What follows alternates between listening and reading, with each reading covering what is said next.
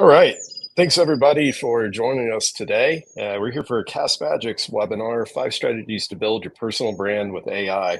We're going to give it a few minutes for people to join.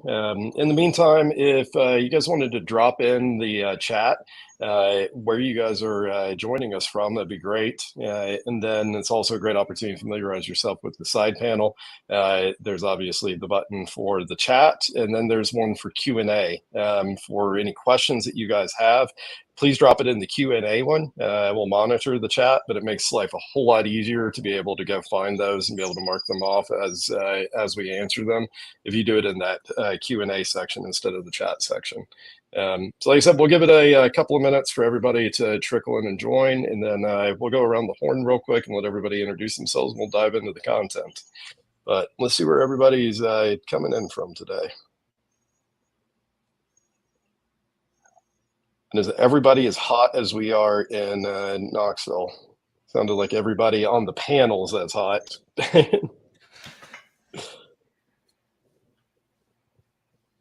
I'm sure Tampa's hot. I don't even want to know how hot New Delhi is.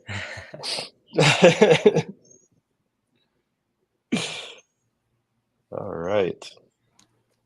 All over the world.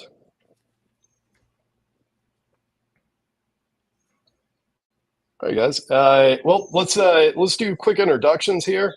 So my name's Jason Hubbard. I'm COO at Rev Genius. I love getting to do these. I have had opportunity to appear on panels or moderate with several of the people. So you guys are in for a treat. This is a great panel, all-star cast that we have here. So I'm going to go around and let each of you introduce yourselves. Justin, you want to kick us off?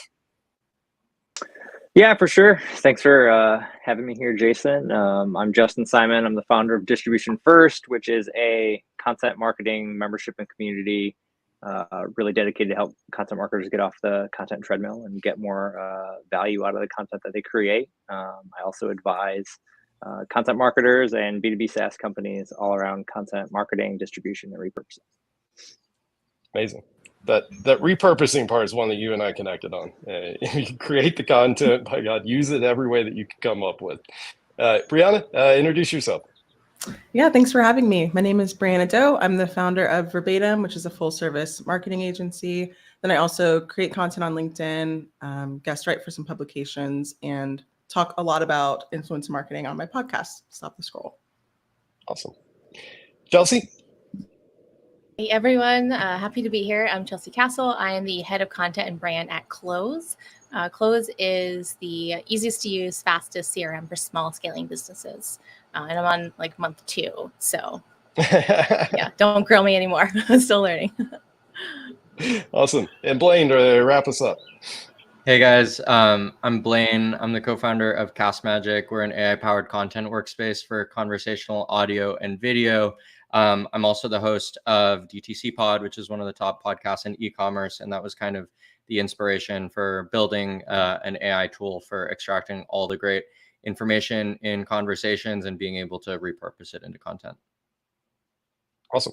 So for format today, we're going to give a little bit of kind of context and background around building personal brand and that side of things, and then we're going to go around and everybody's going to share a strategy that they leverage, to get us to the 5 strategies that we promised in the title. But we'll take a few minutes, probably spend about half of it, kind of giving some more general context and detail around it, and then we'll jump into those 5 specific strategies. So Justin, you want to kick us off on just generally around building that personal brand? Where do you start whenever you do that? You're muted. I'm muted. Yeah, I'm muted. Here I go. Building a personal brand is one of those things where everybody tells you to do it. It seems based on the internet that it should be this very easy thing to do, and everybody can just build a personal brand. And I do think everybody can build a personal brand, but I think if I were thinking about how to start a personal brand, to me it always starts with what's your point of view in the marketplace, as far as who are you talking to, your audience, really being defined on who they are, and then what's your sort of take on that, and then you being willing not only to take a stand, which I think is hard sometimes to take a stand on where, where you stand out or where your points of view can differ, because I think the uncomfortable thing about creating a strong point of view is a strong point of view needs to be disagreeable. Somebody needs to not agree with your point of view, and that can be hard to do, especially if you're trying to really put yourself out there on the internet. So I think that's the big thing. And then once you find it, I would say it's repeating that until you get sick of talking about it, and then keeping on repeating that. Justin, did you really just try and say it's hard to be controversial on the internet? I think it's probably easy to be controversial on the internet. I think it's probably hard to stick yourself out there sometimes. I'll say that. Great. Chelsea, what do you think on this side? I know you've talked a lot about kind of where you have to start and what your commitments are in it. Yeah, I'm just laughing at Justin's comments still. Like, everything's controversial on the internet. But I think that's a good point to underline, because like, whether you're thinking about it as building your platform, building your brand, it's like you're just putting yourself out there, right? In the same way that we market and brand the companies we work for. And to Justin's point, it's like you have to be vulnerable. Like you're being vulnerable in doing that. So to me, like, my biggest tip is like being clear on your why. Why are you doing this? Why are you showing up? Some people are optimizing for growth. That's never been like my why. Like, everyone has their own reason for showing up. And I think that is like the best place to start, because that'll give you direction with everything else that you're going to do there, especially when you have a post that takes off. It's really easy to kind of get addicted to that dopamine hit, and then you do another post and it doesn't take off, and then you feel bad. And then to Justin's point, like, maybe you're sharing something that you feel strongly about and people disagree. Like, because it's the internet, because we're just people behind screens and keyboards, there's so many pros to it, but also just like being clear on the why, I think helps you approach it in like a healthy perspective, right? Like, taking care of your mental health, setting boundaries, what are your non-negotiables of what you want to say, what you don't want to say. If you build an audience, then people might want to pay you for posts, and then like, how do you handle that? So starting with your why, I think, will make everything else easier as you continue building your brand. I love that, starting with your why. As a growth marketer by training in most of my career, that's always where I try and begin. It's like, what's our end result? What's our goal? And then let's work backwards and build from there. Way too many times I see people go build something without a clear idea. Like, what are we trying to accomplish with this? And of course, that doesn't work great. Brianna, obviously, we've got to come up with the content. What's going to be going out, and so what do you do around like idea generation, so that you always know that you've got a good store of stuff that you need to go out there with? Yeah, so actually that was the toughest part for me when I started building my personal brand. I did what Justin and Chelsea said to do. I figured out my why. I figured out how to stay organized and all that stuff. And then I realized I had no idea on a daily basis like what to say. I was not planning ahead, and it was really stressful. And that was the toughest part, because it's hard to just keep showing up if you're winging it every day, like from a content generation perspective. And what was cool about creating content, though, and maybe other people in the panel experienced this too, is the more I created content, the easier idea generation came. So then I just needed to start storing those ideas somewhere, so they weren't coming into my head and then flying off and I had no idea what I just thought of, right? So personally, I use Notion. It's really simple. I have a document set up with different tags associated with it based on my content pillars. So entrepreneurship, marketing, podcast stuff, personal updates, things like that. And then I have it on my phone and I have it on my computer. So regardless of where I am, if an idea comes to me, if I'm having a conversation, I am that person. I will pull up my phone, jot the idea down, and then put it away and keep going. But it's a great way to store the ideas, be able to look back on them later, and go from there. And just to piggyback off of what Chelsea said as well about vulnerability, that's one thing that I learned too with content, is being vulnerable looks different for everybody.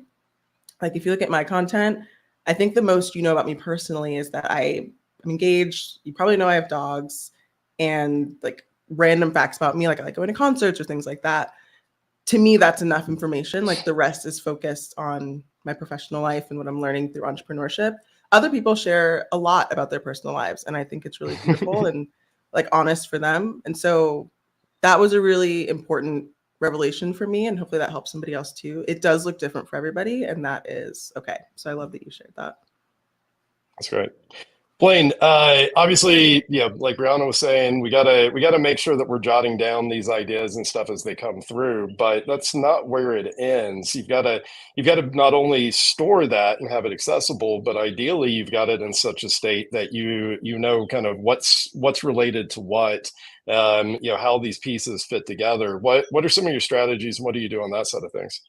Yeah, I mean, I love what everyone said so far. I think you start with the why, like why am I creating content in the first place? Ideas are a big part of it. I think a lot of creators get caught up because like they don't have ideas. And I think like Brianna said, as soon as you have an idea, like write it down, because you can always come back to it. You can throw it out. Maybe you'll never use it, but like it's always there as a content idea.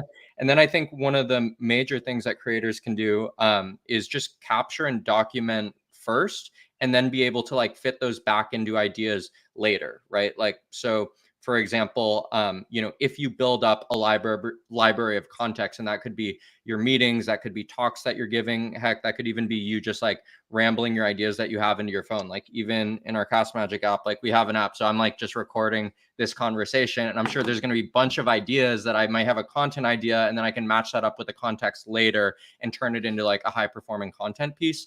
But yeah, I think just from a workflow point of view, being able to capture and document the stuff that you're doing on a day-to-day, even if you don't think it is content at the time you're documenting it, likely it is source material for content that you can create, that will resonate, that you can tie back into an idea in the future.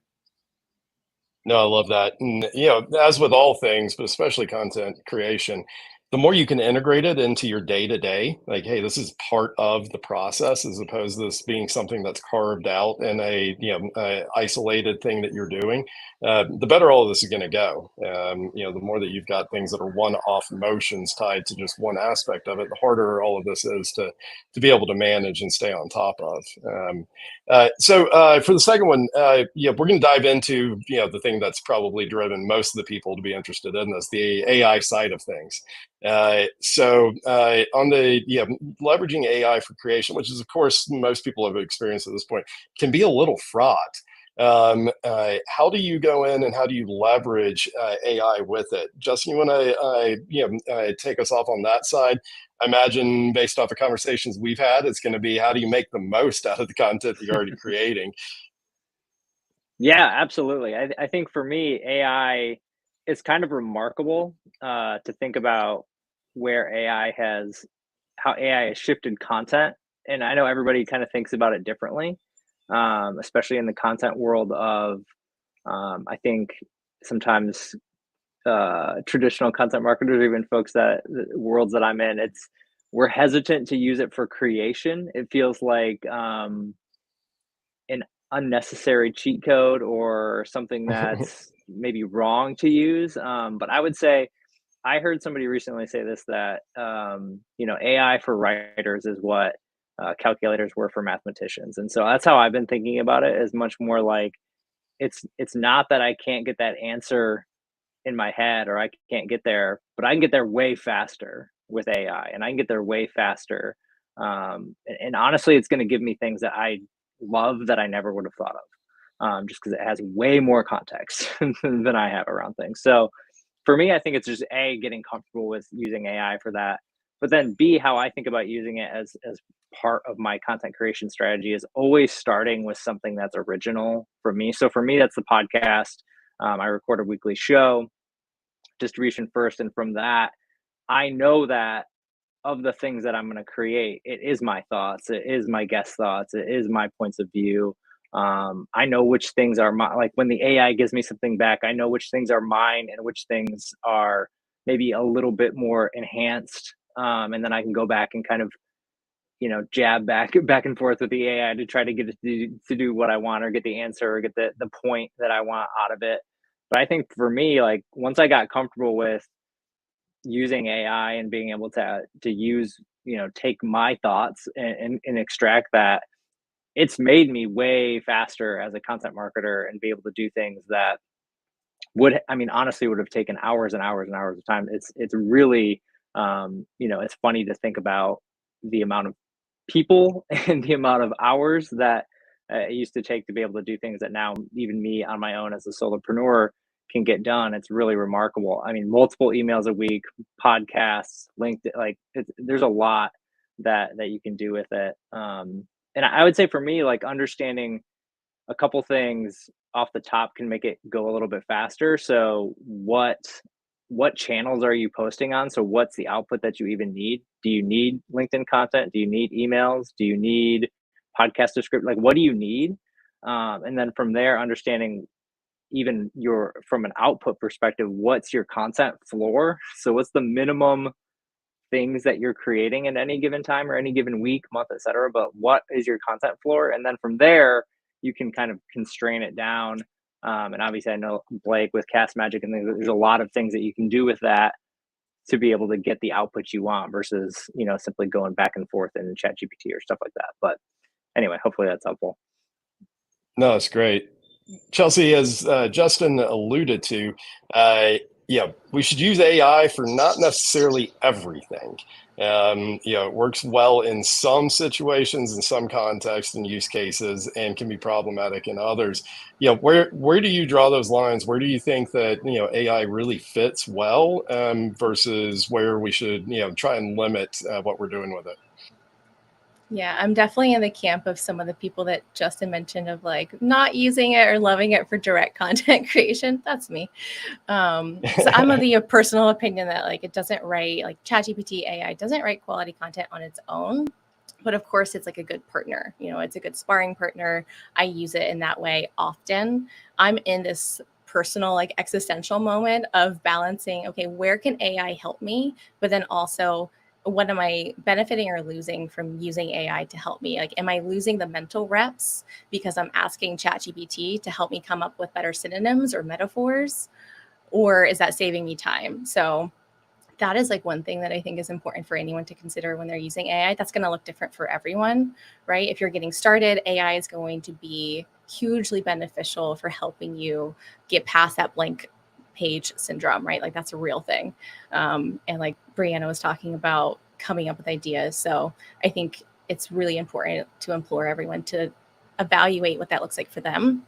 For me as a writer, like especially at my last role, I was like the only marketer. So I needed AI to kind of expedite a lot of my work. So I would say that's really important to consider in terms of like, what are you losing at the cost of using AI to make you more efficient, especially when it comes to like efficiency or like doing things for you, because writing is thinking is writing. So when you're not writing verbatim, like when you're not the one putting in the reps, just like thinking about like going to the gym, when you're not the one putting in the reps, like you're not gaining that muscle and that experience and that skill. So just thinking about ways that AI does help you. So for me, that looks like I do use it as like a sparring partner sometimes. So that's kind of where my existential crisis has come from. Of like, wait, what am I losing here? Because it's fun, right? To kind of like come up with things on your own. But of course, like it can be beneficial.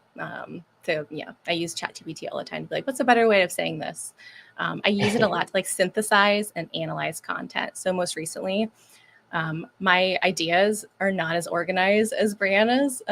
So I had actually wrote about this recently. I just gathered all my ideas. I think it was like, I don't even know, like 15,000, 40,000 words in different places, different tools. And then I used ChatGPT to analyze it and categorize my content for me. You can also do that with your LinkedIn content. You can download all of your LinkedIn content. So if you've been writing on LinkedIn for a little bit and you want to see like what's been working, what's not been working, there are tools like Shield and Aware that you can use for that, or you can export the data and then use AI to analyze it for you. I think that's been really helpful, but I use it mostly like for synthesizing content.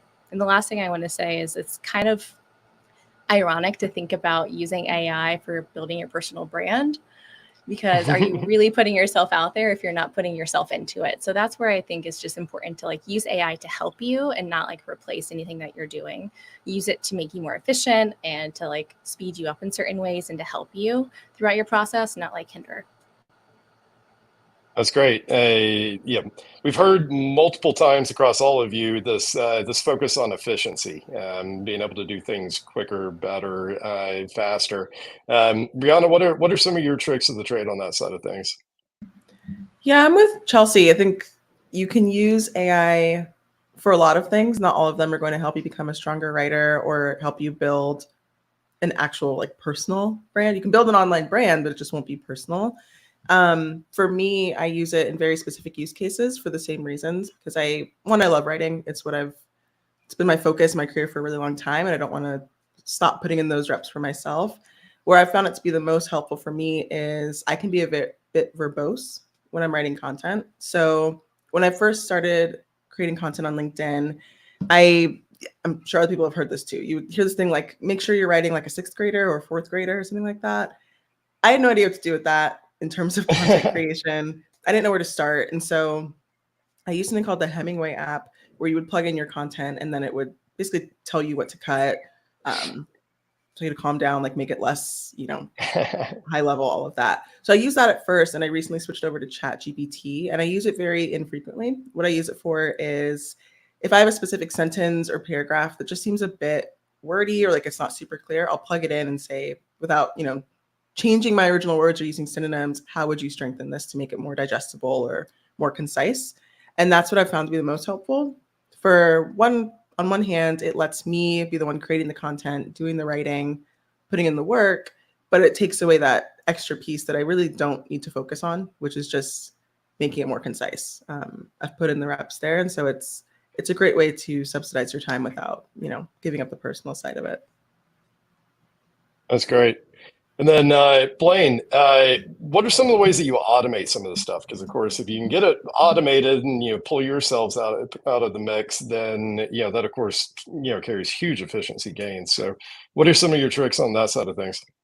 Yeah, so I think automation is a big part, but just going back to a point that all of you guys have sort of made is just the importance of at the end of the day, this is your content that you're putting out. And when it comes to personal brand, you don't want to over automate. And then, everyone's like, oh, like, who's this robot talking to me? So at the end of the day, I think, part of your job as a creator is actually being a curator. So it's being able to say, like, does this pass the check of me wanting to like publish this, and this being something that like I can put my stamp behind, that is a piece of content I came up with, whether it was 50%, 80%, 90% generated with AI, that doesn't really matter. It's more about, is this truly authentic to me, and how is it going to like resonate with my audience, and is it providing value?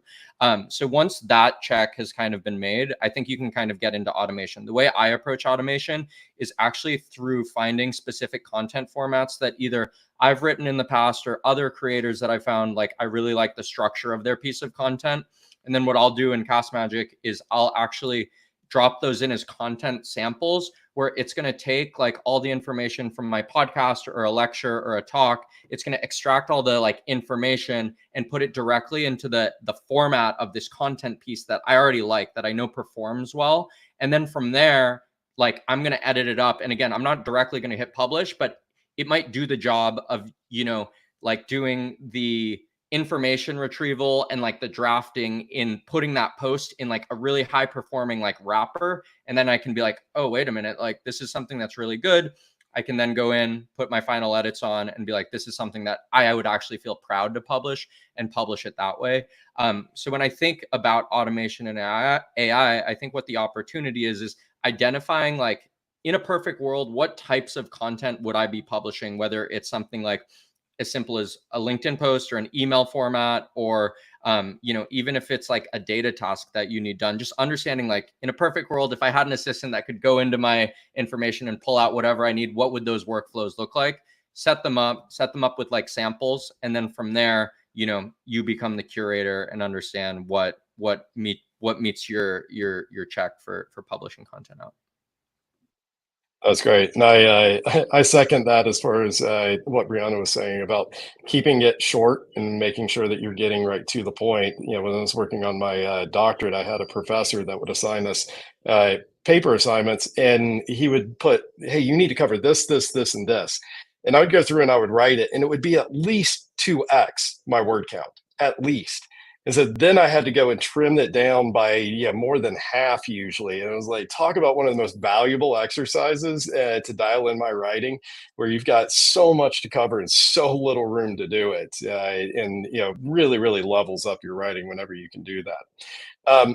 So we're going to transition to the second half of the content that we're going to be presenting on, and we're going to kind of go around the horn here and let each person talk through, a strategy that they've really leveraged in building out their personal brand.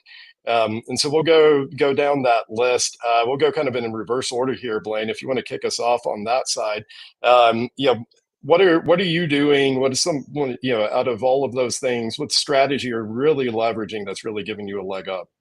Yeah, I think the biggest thing is building out your own personal library of context, right? Like if you're trying to get AI to write stuff for you and you go to ChatGPT and you're like, write me a post about X, that's the same post that everyone else is going when they get to ChatGPT. It's not personal. It doesn't have any unique information. There's nothing about it that is personal to like you as a creator. So I think the number one thing is leveraging some sort of media library or your own information, and having that as a source that you can always pull evergreen content from, because that's going to help AI at least start getting it in your own voice, tone, and style. But if you don't have that context, then, even if you try to start with ChatGPT, you're going to spend half your day telling ChatGPT who you are and feeding it information to create something unique. So as long as you start documenting and building a media library, it's going to give you a huge leg up as a content creator.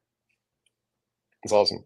Brianna, we talked a little bit about strategy can sometimes be a little bit of a lack of strategy or putting too much thought into it. What are you doing on that front? Yeah, for context, I'd say the number one question I get when I talk to people about like personal branding and content creation is, how do I like go viral, or how do I grow really quickly? And I think that defeats the purpose. Yes, like your goals can vary, your why will vary, but going viral, like shiny object syndrome, really isn't a strong reason to build a personal brand. For one thing, like your online personal brand is not your total brand, right? You still have to show up in person, show up at work. Like there's just so many different, factors to consider. And one thing I've learned from the beginning is just to not overthink it. Focus on your why, right? Like figure out what your point of view is, what your content pillars are, like what do you want to be known for and how do you want to show up? And then figure out who you want to connect with, and then just start writing. And I know it sounds like, we'll just do it, it'll be fine, it'll work out, but it's a little deeper than that. Like once you have all of that, all those factors figured out, you can focus on what's important, which is just networking, connecting, creating content. Don't focus so much on going viral or trying to grow really quickly and grow really big. It's easy to shift your focus to that and lose sight of why you started. And that's when, one, you'll probably start experiencing burnout. Two, your content will reflect. It's very obvious when somebody's just trying to go viral. I'll just say it. It's really obvious, right? And that's not really the kind of content that people want to see. It might perform well, but you're not actually building trust or like building credibility. So understand what you want to be known for. Don't overthink it and just focus on what's important to you. Awesome.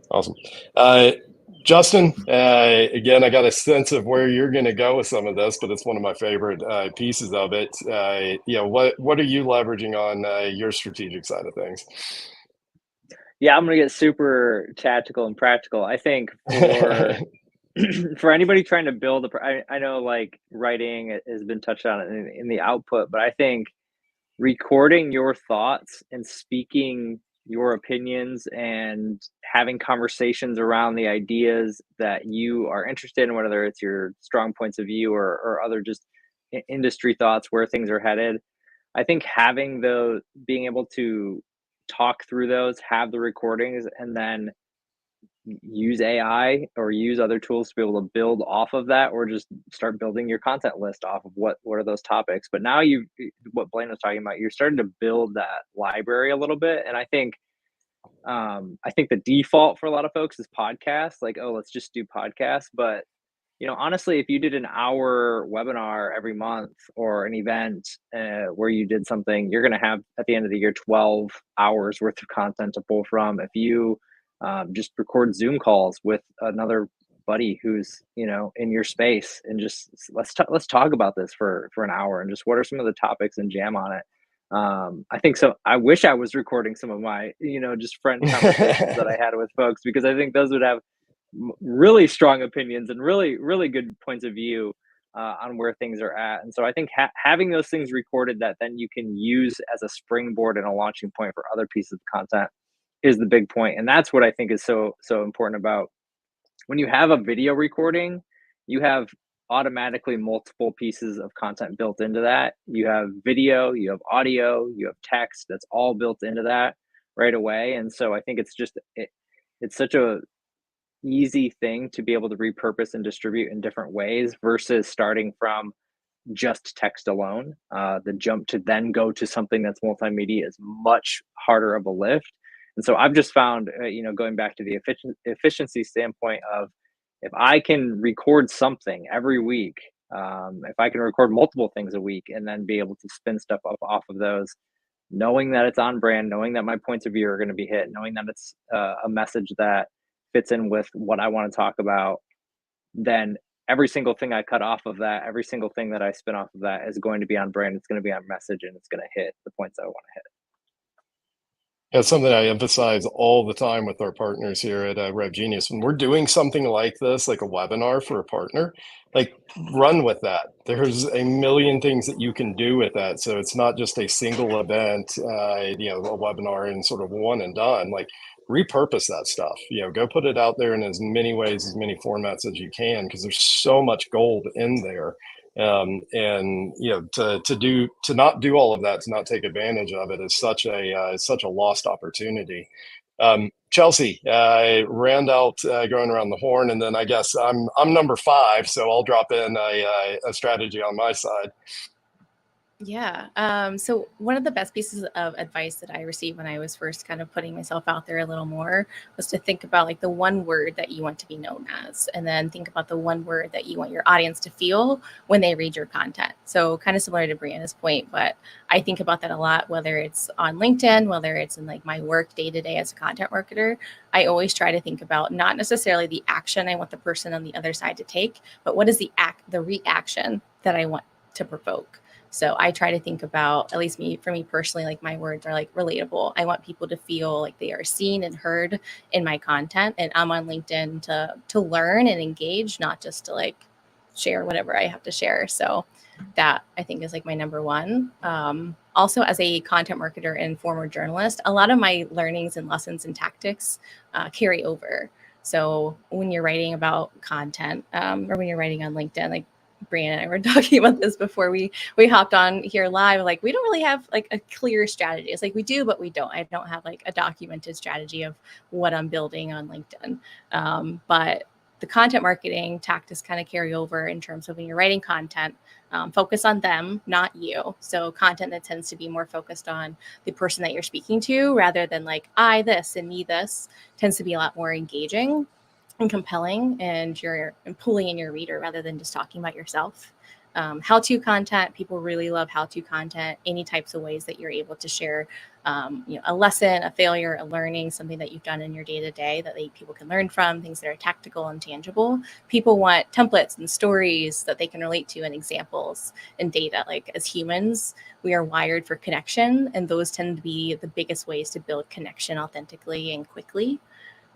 Hooks are also a really big part of my strategy. There are people like Jen Allen Knuth. Some people might know her. She's a sales influencer, content creator, whatever word you want to use.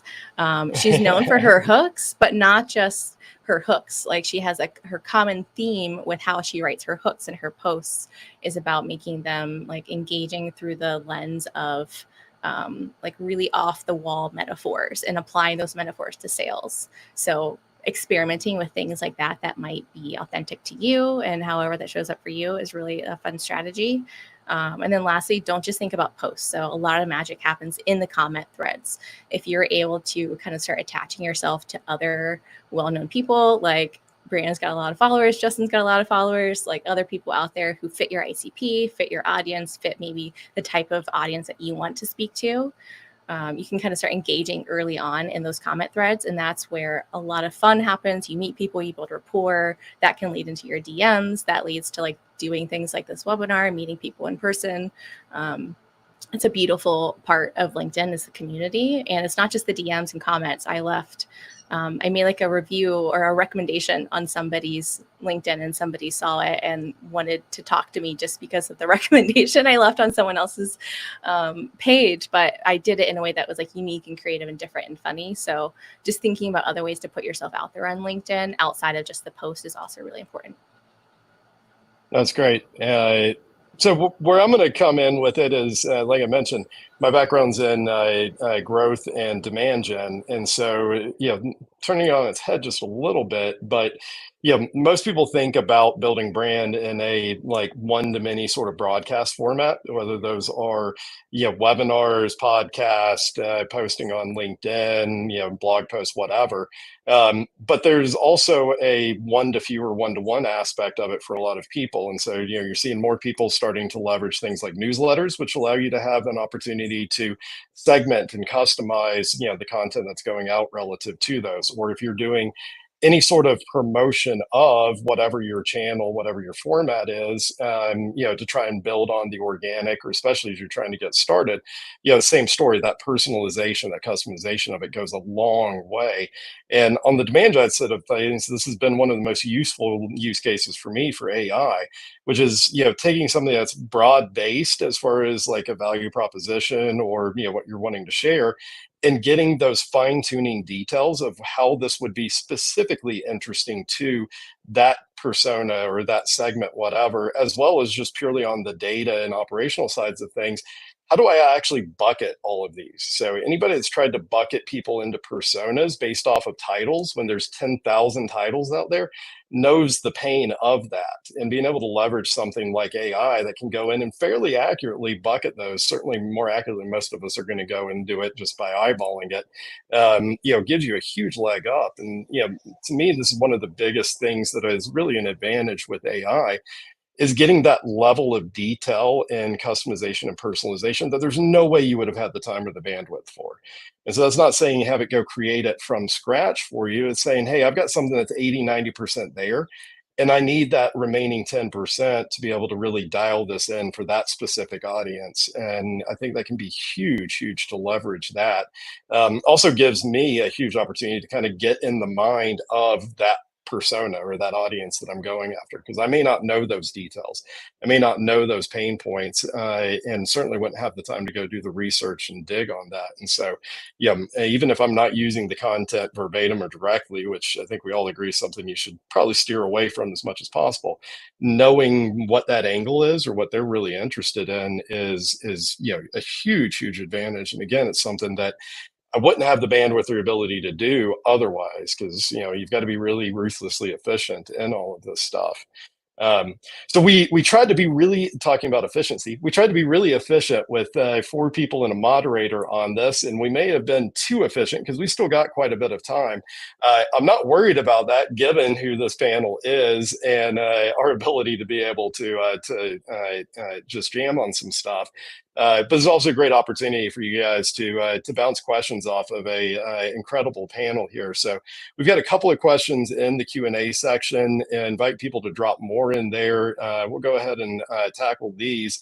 And then I've got some ideas for some things for us to touch on if we don't have people still coming through with questions on this. And we can kind of go around the horn on those and get a less formal conversation going. I do have a thought too. Yeah, before we dive into the Q&A, just to rewind to what Chelsea said, completely agree. And you brought up something interesting with comments too.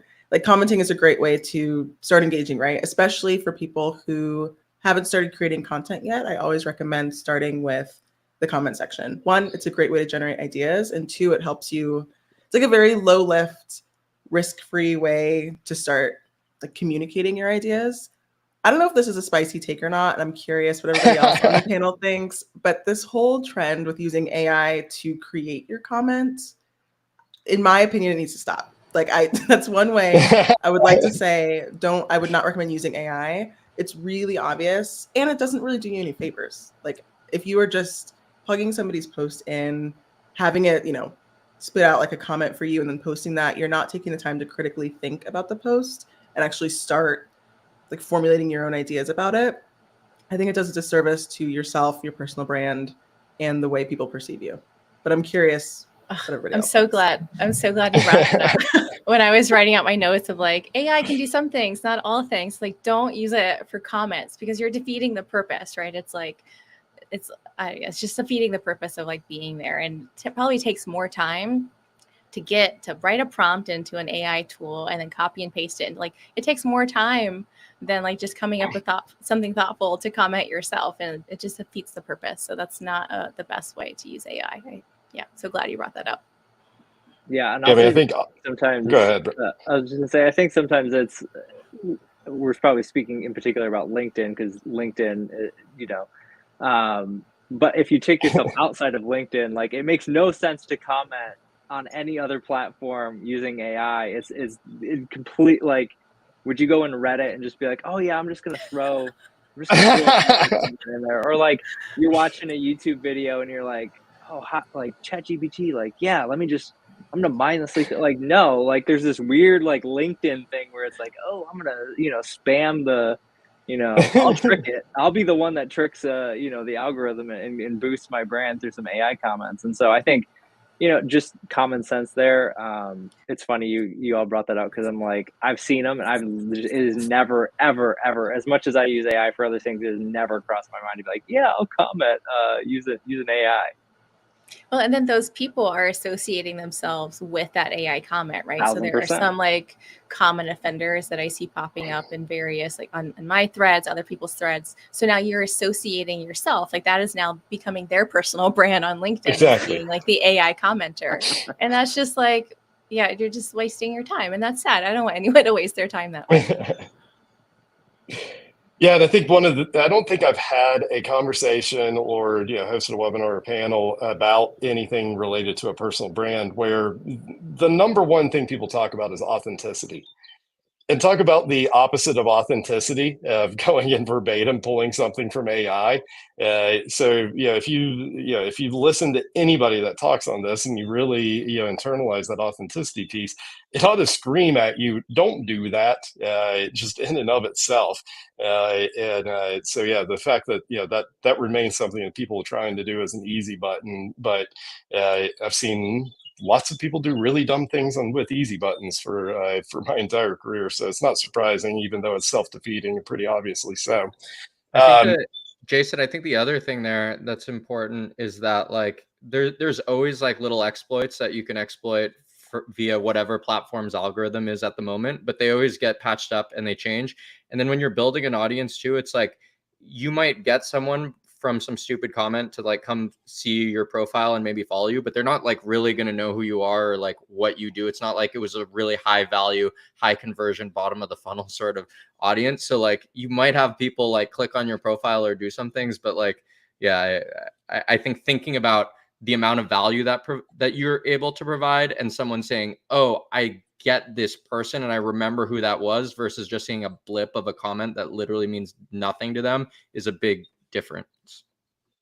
So we had one question in here about AI generated headshots. And this one's funny to me because I'm terrible about getting headshots done. I think the one I just replaced like a month ago was nearly 10 years old. And so I know quite a few people sort of fall in that category of like, they don't do things like that very often. And so stuff can get dated pretty easily. But do you guys have any opinions on that? I think that's a fun question. And I'll just kind of quickly answer as I think anyone who knows me in any capacity knows that the like trust and authenticity piece is like really important to me, both personally and professionally.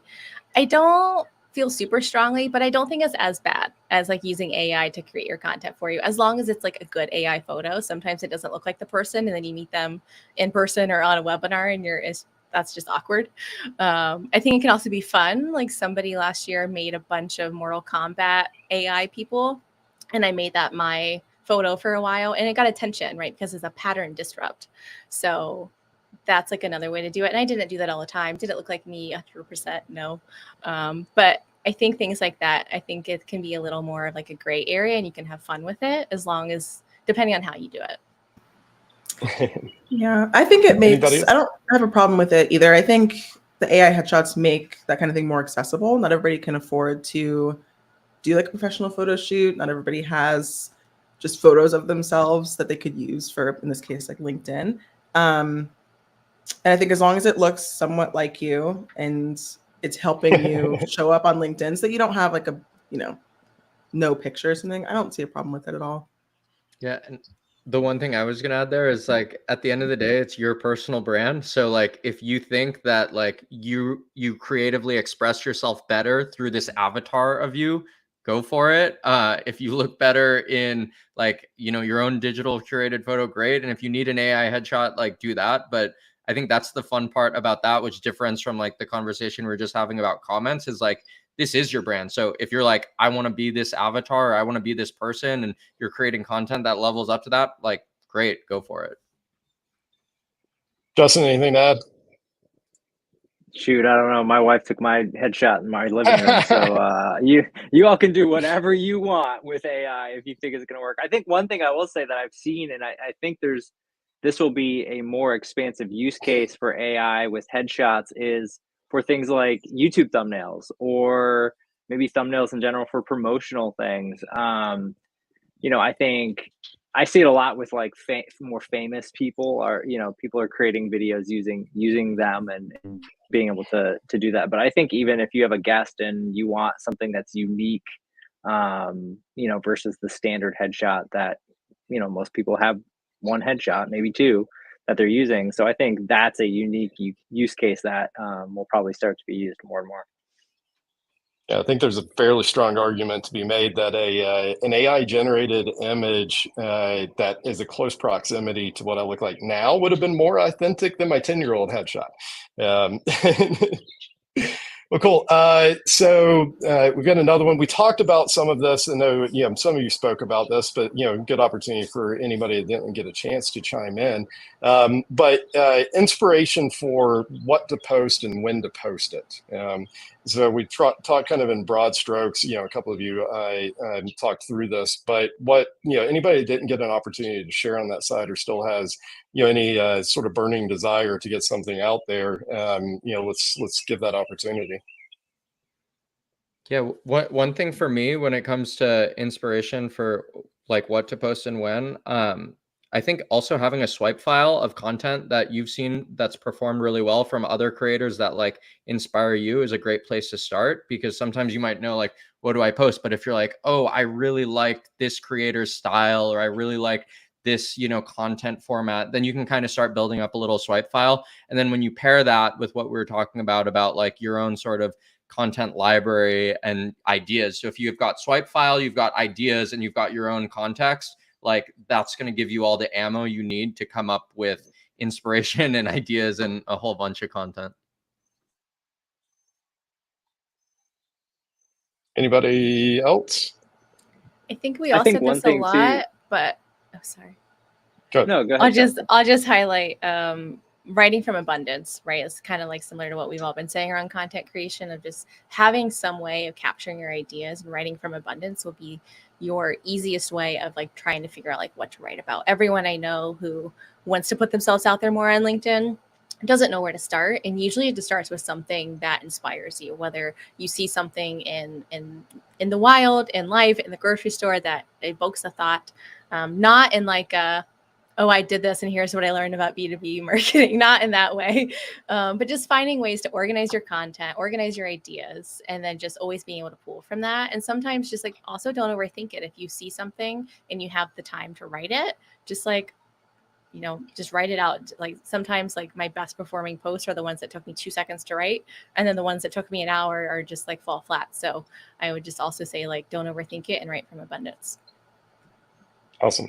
So we had one really good question that Chelsea pointed out to me I hadn't seen, but how does building brand or building a personal brand help sales revenue people sell more? And I think this goes back to that, begin with the why. What are you trying to do with this? Where are you trying to go with it? Some of these answers are going to be pretty obvious. And so, you want to become obviously and be seen as a subject matter expert relative to what you're trying to sell.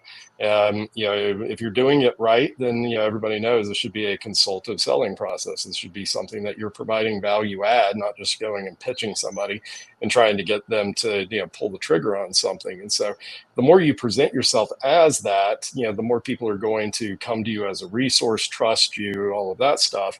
And then also obviously you're going to get some people that are just going to raise their hand and say, yeah, I want to come talk to you because I've seen your content, I respect it. But at a minimum, you better believe, most of these people that you're having conversations with, that you're working opportunities on and trying to close deals, are going to go and look at your profile. They're going to look at the type of content you're putting out there. And at a minimum, you need to do what I call, pass the sniff test. At a bare minimum, do you seem like somebody that is just at, is getting over that threshold of somebody that's going to be reliable, that, knows what they're talking about, has been there a while? Like, I don't know if anybody's ever had it where, oh crap, I'm being sold to by somebody that's been there for less than a month. It's like, this is going to be nothing more than in a deck and talking through standardized stuff, and not going to be a great experience. And so, I think it's actually pretty critical within current sales processes and stuff like that. So, what about any of the rest of you? I mean, I think as far as like using personal brands to accelerate sales, I mean, at the top, it's about accelerating attention, and for me, I can say to your point, Jason, it makes it a much easier process when somebody comes in and wants to talk to you about what you do. How can you help us? What's your process like? How does it work? Because you spent all this time hopefully putting out goodwill, good information, helpful, valuable content over that time. But even when I was in-house at companies, and I think this is becoming even more even more apparent for a company, is tapping into the individuals at that company, whether or not you align 100% as far as what you talk about with what you sell, but having people be able to get the name, face, et cetera, of folks who are out there. Because even if it's an email, and it's an email from John, and there's a picture of John there, and you get to know and like John who sends the emails, it's much better than X brand, email from X brand, here's this. And so I think finding those ways to be able to add a level of personality and like personability into the overall company brand, and tapping into individuals that way.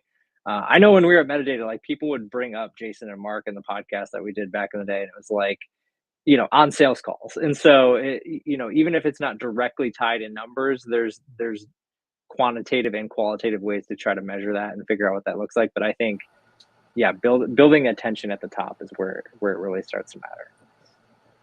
Yeah, I couldn't agree it's more. actually... Go ahead, Chelsea. Sorry, I have lots of ideas. Go ahead. No, go for it. Go for it. I love this question just because I think it's very underrated. I think a lot of people are trying to do this more, but I still think it's really underrated, and maybe mostly from the standpoint of how much it can actually impact revenue. So previous two companies I've been at, Chili Piper and Lavender, we both have elevated people internally on LinkedIn. So it's cliche, people buy from people, but also people buy from people they trust. People want to see other people like them. They want to know the people behind a brand. There's so much power in just putting yourself out there, representing the brand. So it also has to be something that you and your company are comfortable with, right? So like Brianna and Justin, they have their own companies, their own agencies. So that makes a lot of sense. And then for people like me or other individuals, you may not want to associate with your company, or if you do, there might be rules and guidelines around just like how you do that, because you're also now not just representing yourself, you're also representing the company you work for. And that's not like a bad or scary thing. It's just an important consideration. And in the past companies I worked at, as an example, we have really leaned into making this successful through like educational content. And again, all of it being really authentic, not salesy. So educational content and like almost edutainment too. So when you're teaching someone something, but then you're also making them laugh, what you taught them sticks more, not just like in their memory, but like they're more likely to retain it. So we leveraged a lot of both of that on personal accounts. You can also use everyone as a distribution arm for all of the content and marketing you're creating. And what we saw through self-reported attribution is most people who found us or requesting demos and actually converted into pipeline and close one were people who found out about us through the personal accounts. That was probably like 50% of the business. So depending on how you want to do it, it can be really, really successful and lucrative. Yeah, I want to repeat to call out to anybody that missed it, what you said. Focus on value add, not trying to pitch and sell in your content. It's going to be counterproductive for what you're trying to do and the goals that you have. And so, making sure that you're being authentic and providing value is going to be key. Don't use it as another opportunity just to go do sales pitches. So hopefully everybody heard that the second time, if they didn't the first time. All right, let's see, where are we next on the questions? So we talked about comments, and we even alluded to some of those contents or comments are not necessarily the nicest or the most productive. What's your advice on how to handle, I guess those kind of trolls that are out there that we all have to deal with? So for me, for context, when I first started creating content, I struggled with even like respectful debates. And that's something that I've come to really enjoy. I like having my thoughts challenged. If somebody comments and just wants to have an open conversation and they disagree, that's one thing. I'm sure everybody else on the panel can also agree. They, as well as I, get a lot of hateful comments or rude comments. So I love this question because the advice I was given in the past is just like, be respectful, be nice. Be really honest, the block button is your friend. Like if somebody is rude or disrespectful or is just coming to attack you, you're under no obligation to engage with them. Creating content online and building a personal brand online doesn't mean you can't have boundaries. And I think if it's not coming from a respectful or healthy place, you don't have to dedicate your energy to it. I think that's an important distinction. Like being open to having your thoughts challenged is one thing. And I think that's really important when you post online, but somebody with the intention of cutting you down, you don't have to engage with them, in my opinion. What about any of the rest of you? I know this is something you all have to deal with. Yeah, I mean, for me, I think I'm with Brianna there. I think it's really hard to go from online and real life world, and sometimes those online comments can hurt you just as much, if not more, than somebody saying that to your face, and you don't know them and you wouldn't interact with them, or if you saw them, you might not even enjoy that in person, and yet you're letting them kind of own space in your head for that time. And so I think for me, I don't get a ton of them, thankfully. Most people are pretty nice. Maybe my points of view aren't strong enough, and people don't care to argue distribution much. But there have been times where people have said things and it's hurtful. But I think for me, it's just an understanding that it's just kind of part of what to expect, and everybody, the classic, everybody's got an opinion. That's okay. They can have that opinion. That doesn't mean that you have to take that and make it a personal attack. Especially the more that you put out into the world, there are going to be people who, I mean, even just from a content standpoint, I think it's getting more comfortable with the idea that you're not for everybody. And that, the more that you can own that and be like, oh, of course I'm not for everybody. Of course, not everybody's going to like my take or me or my personality, even if it's the same thing. And so I think just being able to own that and feel comfortable with that will allow you to hit that block button easier. It'll allow you to, okay, that was lame and I can move on, versus the unfortunate reality, especially when the first couple times that happens to you, where that does tend to just kind of own space in your mind for the next couple hours or days, where you're just thinking about that, like, why did that person attack me? All right, we've got just a couple of minutes left. We've got one question that I think would be great for us to wrap up on. Let's go around real quick, rapid fire. What are the top 3 tools that you each use for content creation? Justin, kick us off. Oh man, you made me go first. Top 3 tools I use. Let's see here. So Riverside to record podcast episodes. Let's see. Cast Magic. I do use Cast Magic for cutting up podcast episodes and creating content off that. And then I will say ChatGPT. I use ChatGPT all the time as sort of my partner in crime to be able to help me do things. Not only create content, but be able to come up with ideas, ideation on topics and ways to do that. So those would be my main 3. Awesome. I'll go around clockwise, Brianna. Oh God. Okay. I thought I'd be last. I don't know why. Notion for creating and storing content, StreamYard for podcast recording, and it's a toss-up between ChatGPT, like Justin said, for content, and Aware for like LinkedIn metrics and for my media kit. Awesome. Chelsea? I'm not sure if I have any new ones to add. I've started organizing all of my ideas in Notion. It's a lot more organized. I do use Aware and Shield. And I use Riverside for any podcasts. So not a whole lot of new, and ChatGPT, those are like my top. Awesome. Blaine, wrap us up. Yeah, definitely. Same. I record remotely in Riverside. CapCut I've been using a bunch for like more shorter form stuff on mobile, and then obviously CastMagic for all like storing all my media and repurposing content out of my content library. Awesome. All right. Well, we are right on time. You couldn't have planned that better if we tried. This has been great, guys. Every bit as awesome a panel as I thought it was going to be. Amazing content. For the audience, we'll get a recap out to you as quickly as possible.